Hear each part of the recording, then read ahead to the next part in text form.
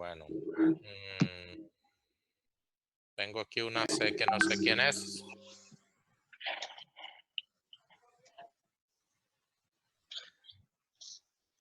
Chico de la C, ¿quién será?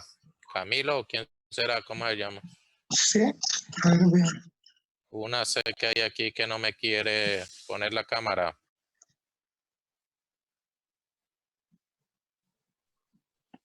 ¿Era Camilo? Pues, ¿Camilo? por Camilo lo López. menos tiene la C de Camilo. Sí, dice que Camilo López, creo. Bueno, Sí, profe, soy yo. bueno. Ponga pues la cámara, Camilo. Ya, profe. Bueno.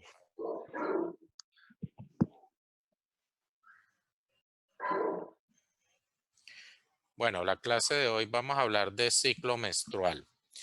Si de pronto se nos corta la clase, volvemos a entrar a este mismo código, al código de las 8 de la mañana. Eso como que se puede, yo lo estaba haciendo y no hay ninguna limitante, ¿listo? Entonces, si se nos para la clase de pronto. Vale. ¿Están viendo allí la clase, las diapositivas? Sí, señor. Bueno. Bueno, entonces lo que vamos a referirnos es al ciclo menstrual. Esta gráfica nos lo resume todo, prácticamente todo el ciclo menstrual. Entonces aquí vemos que el ciclo menstrual tiene varios componentes. Tiene un ciclo endometrial que lo dividimos en proliferativo y en lútea, y en secretor. Después de que ocurre la ovulación, se vuelve en un periodo secretor.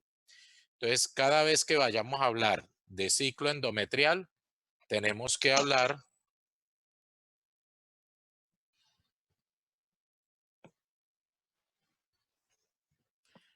en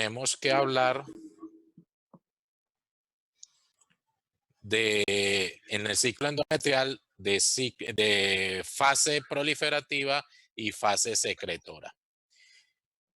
En general, el ciclo menstrual dura de 28 días, más o menos 7, es lo que se considera un ciclo normal. Es decir, que un ciclo puede ir desde 21 días hasta 35 días. Por encima de 35 días es lo que se conoce como oligoamenorrea. Por debajo de 21 días es lo que se conoce como polimenorrea. Por favor, apaguen los micrófonos. Igualmente, la dura... Por ¿Sí? encima de 35, oligomenorrea. ¿Y por Sí. debajo de qué? Polimenorrea. De 21. Polimenorrea. Gracias. Profe, disculpe, es que hay una compañerita que no puede ingresar, que está esperando que usted le dé el permiso. Listo, ya vamos a mirar.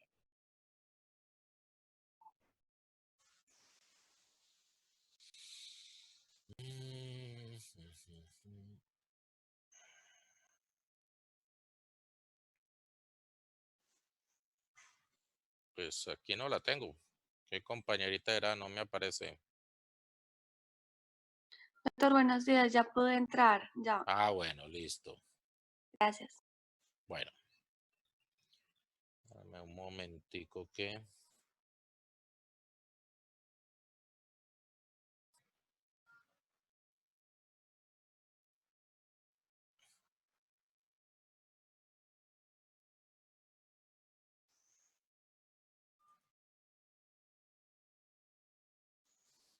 Bueno, entonces hablábamos del ciclo menstrual.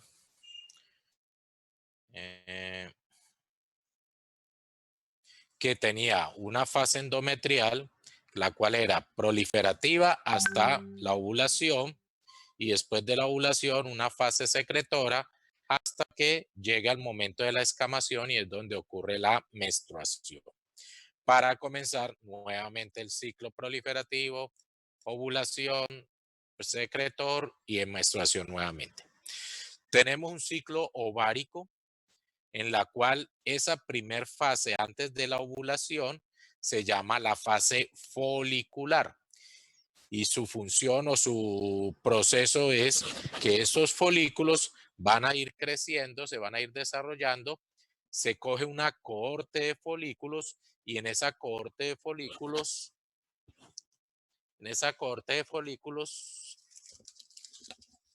se selecciona, se va seleccionando hasta que llega al folículo preovulatorio y al folículo que va a ovular y sale el óvulo. Después de que se ovula, esa fase folicular se convierte en fase lútea y es por la presencia, la aparición del cuerpo lúteo. Ese cuerpo lúteo durante la fase fase folicular ovárica, lo que vamos a tener predominante, y entonces vemos aquí la tercera casilla, la de las curvas de las hormonas, en esa fase folicular va a haber predominio de los estrógenos. En la medida en que el folículo va creciendo y hay un número de folículos, ellos van produciendo estrógenos.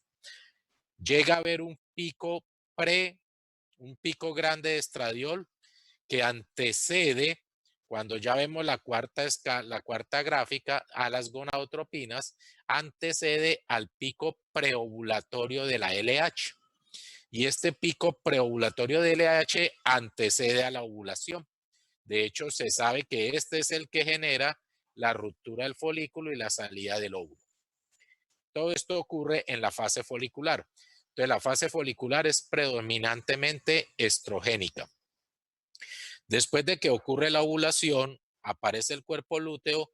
Después de la ovulación comienza la fase lútea ovárica, en donde los estrógenos comienzan a disminuir y comienza a aumentar la progesterona. Progesterona que es producida por el cuerpo lúteo desde la ovulación hasta el día 28, que si no ocurre embarazo, en este día 28 se acaba la progesterona y eso me lleva a que el endometrio se descame. Si ustedes ven, en el día 28 es donde hay los menores niveles de progesterona y de estrógenos.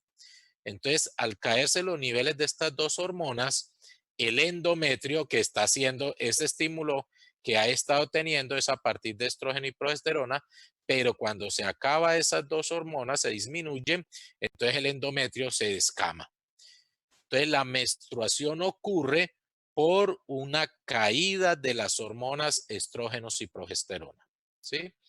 Cuando caen esos estrógenos y progesteronas, la FSH, que es la que actúa a nivel folicular, comienza nuevamente a aumentar, ¿sí? La LH siempre permanece por debajo y solo aumenta en el pico preovulatorio. Solamente antecitos de la ovulación es que sube. Y sube estimulada por un pico de estradiol. ¿Listo? Entonces, esto es lo que se ve en el ciclo menstrual. ¿Preguntas, inquietudes? Bueno. Sebastián, apagaste la cámara. Camilo no la prende.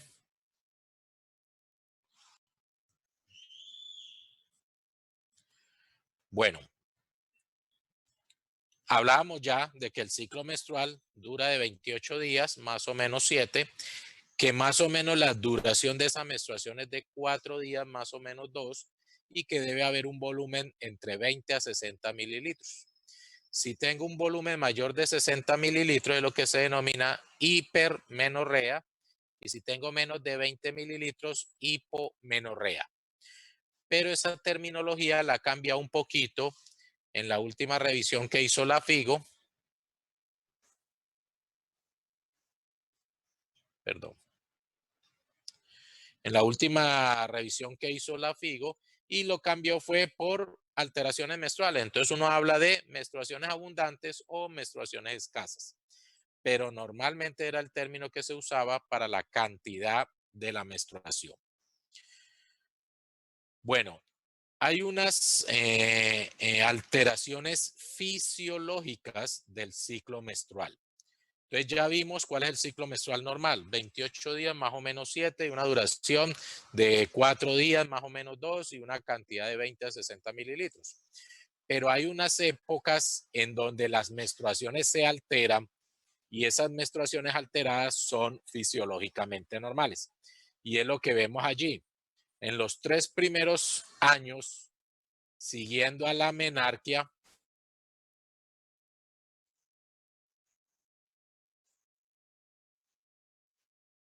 perdón. En los 3 primeros años después de la menarquia, o sea, cuando le viene la menstruación a la niña, en esa fase de la pubertad, esos 3 primeros años, vamos a tener ciclos menstruales irregulares. Y esa irregularidad puede ser menstruaciones seguidas, abundantes, o sea, polimenorreas e hipermenorreas, como pueden ser menstruaciones con oligoamenorreas o con hipomenorreas. Entonces, esa es una irregularidad que es casi que personal. Cada niña va a presentar determinadas alteraciones, pero está dentro de lo fisiológico. ¿Y eso es por qué? Porque el cuerpo de esa niña demora más o menos 3 años en poner a trabajar todas estas 4 fases. Si ustedes miran aquí hay que regular el endometrio, regular los ovarios, regular la producción de hormonas ováricas y poner en orden las hormonas hipofisiarias, las gonadotropinas. Entonces, para que todo esto se interactúe adecuadamente, se necesitan 3 años para esa normalización. Muchas pacientes, muchas mamás nos consultan en esa época, porque la paciente tiene ciclos irregulares. Y entonces lo primero que hace el médico general cuando hay estos ciclos irregulares, y los ginecólogos también a veces, es que lo primero que se le hace a una mujer cuando tiene ciclos irregulares Anticoncepción. es mandarles anticonceptivos. Stephanie apagó la cámara. Mandar anticonceptivos. Entonces, cuando yo mando anticonceptivos, estoy mandando estrógenos y progestágenos, los cuales, si ustedes ven aquí, deberían estar en una forma, trabajando en una forma cíclica. Resulta que los estrógenos y progestágenos en los anticonceptivos es una dosis alta continua. ¿Y eso qué me va a hacer? Me va a detener el desarrollo ovulatorio y me va a, pues el endometrial no se afecta, por lo que se suspenden las pastas cada mes. Entonces va a haber una descamación. Pero esto me hace que este ciclo no se organice. Y muchas veces lo único que yo hago es posponerle el problema a la paciente, porque el día que ella suspenda esos anticonceptivos, probablemente el cuerpo necesita nuevamente ese tiempo para organizar todo lo que es el ciclo menstrual. Entonces, Perdón, doctor. sí, cuéntame. Por eso el cuerpo se regula, digámoslo así, cuando una mujer deja de tomar, pues deja de planificar, necesita un tiempo entre 6 o 3 meses como para que el organismo vuelva y se regule. En algunas ocasiones, claro. Es que la producción de estrógeno y progestágeno de los anticonceptivos lo que hace es parar el desarrollo ovulatorio. Entonces los ovarios dicen, no necesito trabajar y se quedan quietos. Los folículos no se desarrollan. ¿Por qué? Porque los estrógenos y los progestágenos hacen un feedback negativo sobre las gonadotropinas. Y ese feedback negativo es que no se produce FSH ni LH. Y al no haber FSH, acuerde que por eso su nombre, folículo estimulante, al no haber FSH no va a estimular los folículos. Y al no estimular los folículos no van a crecer. Y si no crecen, pues no va a haber folículo preovulatorio ni ovulatorio y por lo tanto no va a haber ovulación. Que eso es lo que buscan los métodos de planificar, que la mujer no ovule para que no quede en embarazo. Pero en un ciclo menstrual común y corriente se para toda la maquinaria ovárica. Y al pararse, entonces cuando usted ya suspende los anticonceptivos, pues obviamente la mujer tiene que darle un tiempo a sus ovarios para que vuelvan a reiniciar ese ciclo, para que vuelvan los folículos a crecer, a ovular, a producir hormonas y se vuelva a normalizar. Hay mujeres que eso lo hacen inmediatamente, terminan las pastas de planificar. Hay otras que demoran un poco más, que puede ser hasta de 6 meses, en que se normalice nuevamente su ciclo menstrual. ¿Listo? Gracias. Bueno. Entonces ya vimos Doc, que ahí estás. Sí, cuéntame. una pregunta, ¿por qué Los 3 últimos años procedentes a la menopausia, también el ciclo se vuelve irregular. Ah, bueno, esa es la otra fase, de que el ciclo Ajá. menstrual en los 3 últimos años de la menopausia, cercano ya a la menopausia, se vuelve a descontrolar el ciclo menstrual. ¿Y eso es por qué? Porque recuerden ustedes que la mujer nace con un número determinado de folículos. Ellas cuando su desarrollo fetal y cuando nacen tienen, que más o menos se calcula, 300.000 folículos. Es más o menos la cantidad promedio. Es como cuando a usted le dicen, vea, tome estos 300.000 pesos para el mes. Le tienen que durar todo el mes, pero los últimos días usted se está quedando sin plata. Entonces ya sin plata no coge bus, no coge taxi o no hace cosas porque ha quedado sin plata. Lo mismo le pasa a la menopausia, a la perimenopáusica. Se le van acabando los folículos, porque los 300.000 al final de esta época ya se le pueden ir acabando, entonces ya no recluta el mismo número de folículos, recluta mucho menos y al reclutar menos va a haber menor producción de estrógenos. Y al haber menor producción de estrógenos, también se va a hacer un feedback hacia la FSH y LH y este aumenta su producción al haber menor producción de estrógenos y este aumento de la FSH y la LH me trata de hiperestimular a los folículos, pero es que no tenemos folículos ya. En las últimas épocas de la vida ya no hay casi folículos. Entonces ese desbalance hormonal, estrógenos, progesterona, elevación de gonadotropinas, me lleva a que el endometrio no descame adecuadamente. Me lleva a un trastorno en el endometrio y por eso se van a presentar sangrados ocasionales o a veces épocas en que no menstrua y menstrua luego después. Entonces esa irregularidad es porque se va acabando los folículos en la mujer perimenopáusica. Entonces ya no recluta la cantidad que se necesita. ¿Listo? Doctor, entonces sería un feedback positivo ya prácticamente cerca a la menopausia y un feedback negativo comenzando pues la menarquia. No, siempre es un feedback negativo. O sea, Ah, ya. si hay muchos estrógenos, FSH y LH no se producen. Si hay pocos estrógenos, FSH se produce, LH se produce. ¿Sí? O sea, se habla de feedback negativo cuando sus acciones son inversas. A mayor estrógenos, menor gonadotropinas. A menor estrógenos, mayor gonadotropinas. A eso se le llama feedback negativo. Feedback positivo es cuando aumentan ambas a la misma o disminuyen a la misma.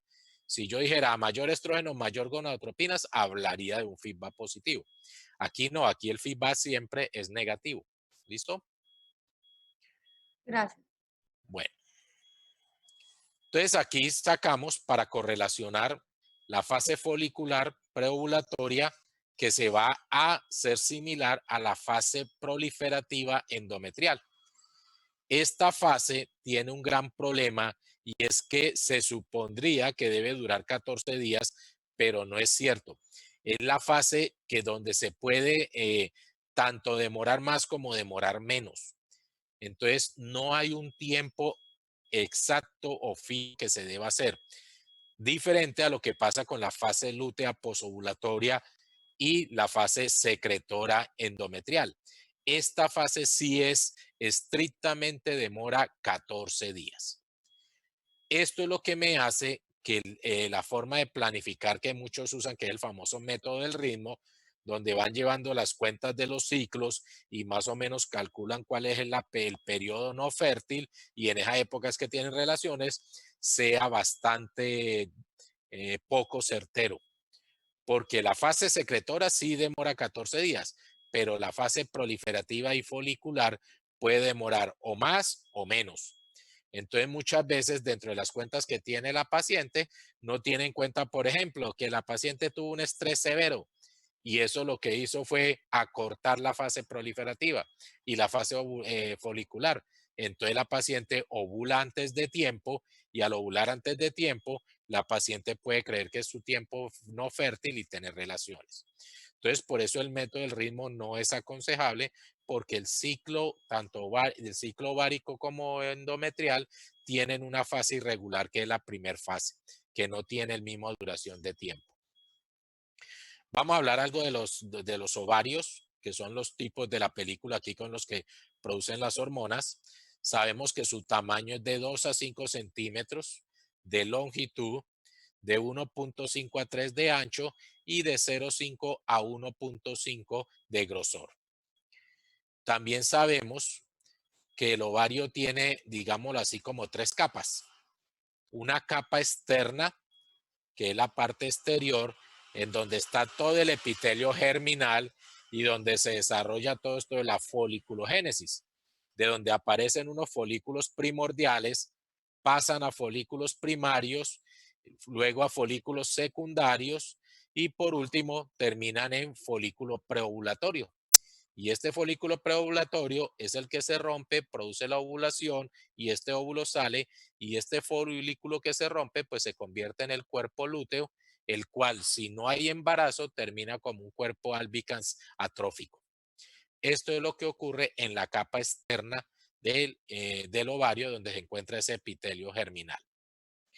También existe una capa medular, la capa del medio, que es de tejido conectivo, donde hay una serie de células parecidas a los miocitos, que son unas células contráctiles y que parece que tienen que ver mucho con la ruptura del folículo en el momento de la ovulación.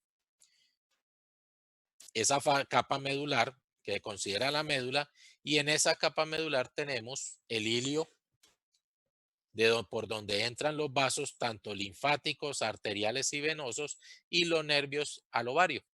Entran a través del ligamento ovárico. El ligamento ovárico fija el ovario a la pared lateral de la pelvis.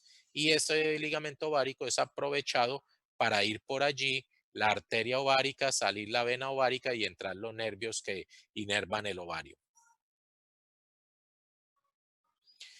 Embriológicamente el ovario se desarrolla del endodermo, ¿sí? Este endodermo es el que da, el endodermo es el que da las células. Sí, Doctor, usted habló de 3 capas del ovario, sí, externa, claro. medular y... El hilio, Ah, que ya, es el por hilio donde es entra la tercera, ya, la tercera capa, correcto. gracias. Entonces, las gónadas se originan, sus células primordiales se originan del endodermo, ¿sí? Del endodermo. Pero las células que rodean esas células primordiales que más adelante van a ser los folículos, las células que rodean eso se derivan del mesénquima, ¿sí? Del mesénquima que da origen al epitelio celómico y el epitelio celómico da origen a las células de la granulosa. Y las células mesénquimas también se dan origen al estroma. Entonces, el folículo, las células foliculares tienen un origen diferente a las células que rodean y que llenan el resto del ovario. Estas son las funciones del ovario. El ovario tiene 2 funciones. La foliculogénesis, que fue lo que vimos anteriormente, en donde el folículo primordial pasa a folículo primario, folículo secundario, folículo terciario o preovulatorio y la ovulación, ¿sí? Dentro de ese desarrollo folicular, igualmente los cromosomas van sufriendo una serie de divisiones. Entonces se sabe que en el periodo fetal ocurre una primera mitosis, ¿sí? Una primera mitosis antes de que nace el feto. Después del nacimiento, durante la infancia, no hay ningún cambio en los ovarios. Los ovarios no trabajan durante la infancia. Es ya cuando comienzan a entrar a la pubertad que comienza a continuar, aparece la primer meiosis y esa primer meiosis llega a quedar en lo que se llama la profase. Esa profase va a persistir hasta que se ovule y al ovularse completa esa meiosis, termina esa primer meiosis y comienza una segunda meiosis que se queda detenida en la metafase. Solamente si es fertilizado ese óvulo va a completar esa segunda meiosis al unirse con la cabeza del espermatozoide. ¿Listo? Esa es la foliculogénesis. Junto con la foliculogénesis, la otra función del ovario es la producción de hormonas esteroideas, estrógenos y progesterona, y algunos factores péptidicos como la inhibina A y la inhibina B. Esta es la otra función del ovario. Esa función, la de la producción de hormonas esteroideas, se da en lo que se ha llamado la teoría de las dos células. Bueno, doctores, por aquí me dicen que me va a estar quedando de tiempo. Entonces, si me corto, volvemos a entrar a este mismo código. ¿Listo? Bueno, Bueno, entonces, esta producción de hormonas esteroideas se da entre las dos células, las células de la teca y las células de la granulosa, que son las células que rodean el ovocito. ¿Qué hace las células de la teca? Atrapa el colesterol. Y a través de una serie de enzimas de la citocromo P450, llega hasta la dehidroepiandrostenediona, la cual por otra enzima que es la 3-beta hidroxiesteroide deshidrogenasa se convierte en androstenediona. Esta androstenediona es un andrógeno y es el punto de partida para la producción de estrógenos. Entonces, la androstenediona y de andrógenos en caso tal. La androstenediona me va a pasar a las células de la granulosa y allí también, a través de unas citocromos P450, se convierte en estrona y luego por la 17-beta hidroxiesteroide deshidrogenasa tipo 1 se convierte en estradiol, en 17-beta estradiol, que este es el estradiol, es la hormona que sale a la sangre a ir a estimular el endometrio y otros órganos que son estrógeno dependientes. Para que estos fenómenos ocurran, estas células deben ser estimuladas a su vez durante la producción de los folículos por la FSH, la cual se une a su receptor, activa una AMP cíclico, un segundo mensajero. Ese AMP cíclico activa la proteína quinasa A y esta proteína quinasa A estimula la enzima a la CYP19, como le decía, del complejo citocromo P450. ¿Para qué? Para convertir la androstenediona en estrona y en estradiol. Por el lado de las células de la teca, se tiene sus receptores con la LH y el ALH cuando estimula esto, que lleva al proceso de colesterol hasta la androstenediona. Como vamos a ver de pronto en algún momento, en la enfermedad de ovarios poliquísticos, esto es lo que pasa, que esto no ocurre mucho, entonces no hay mucha producción de estrógenos. Entonces esta androstenediona tiene que salir al exterior, a la periferia, y en la periferia convertirse en testosterona y dihidrotestosterona. Y es donde la mujer con ovario poliquístico comienza a presentar problemas de hiperandrogenismo. ¿Listo? Esto es lo que ocurre en el ovario para la producción de hormonas esteroideas. Entonces, resumiendo nuevamente, vemos el cuadrito donde se relaciona endometrio, ovario, hormonas, gonadotropinas y hormonas esteroideas ováricas. Cuando ocurre la fecundación, eso creo que lo vemos ahora en la otra clase, el óvulo fecundado produce una señal que se llama la gonadotropina coriónica humana.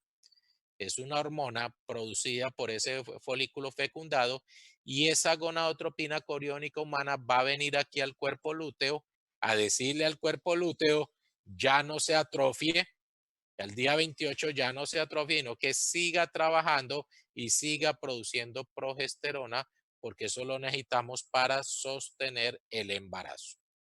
Pero eso, como les digo, lo veremos más en la próxima exposición. Bueno, doctores, preguntas, inquietudes sobre ciclo menstrual.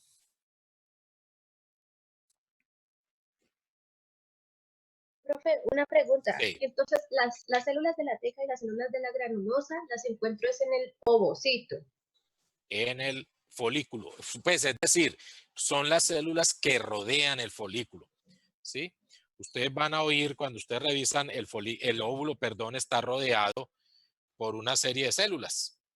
Esa serie de células son las células de la teca y las células de la granulosa, que forman una cosa que se llama el cumulus ovorum. Son una serie de células que están allí. En todos los folículos. En todos los ovulitos. Por eso, el folículo se rompe y el ovulito sale y está rodeado de esas células de la granulosa y las células de la teca. ¿Listo? Sí, señor, ya, gracias. Bueno, ¿alguna otra inquietud?